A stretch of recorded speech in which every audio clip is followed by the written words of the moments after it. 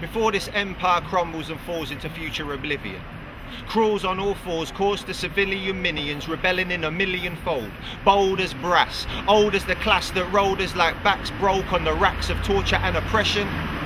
It will be a human voice that crystallizes the essence, teaches the lessons for future retrieval, inspires the weakest to speak on their evils suffered. Another cold cry in the darkness of history smothered. Removed from our mystery, living with misery, brothers, sisters.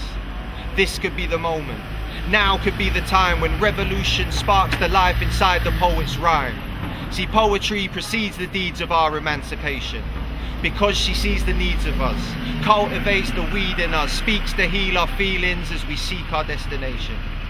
And before the worded warriors begin to sense transcendence, before the lonely learn to loathe their landed independence, before the poor disciples strike with warnings of repentance, the poet's voice will judge the call and distribute the sentence. Before and after this will still be so. It will not be the poets though to who the plaudits go.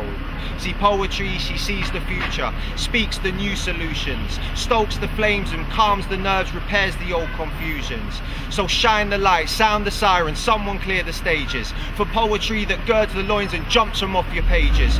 Soldier bars meet with minds despite their iron curtains. It's personal but communal, delivery in person. You might doubt revolution looms, but poetry, she's certain, because poetry precedes the needs of our emancipation.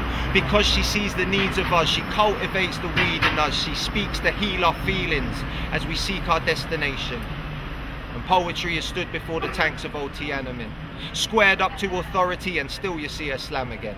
Poetry was buried up when blacks turned into panthers, and poetry opposed apartheid offered different answers. So poetry is on the street from Egypt to Libya, Liberia, Bolivia. Don't see the link, she'll give it ya. Poetry had seen it all before it even started, reported from the scene and even when the troops departed.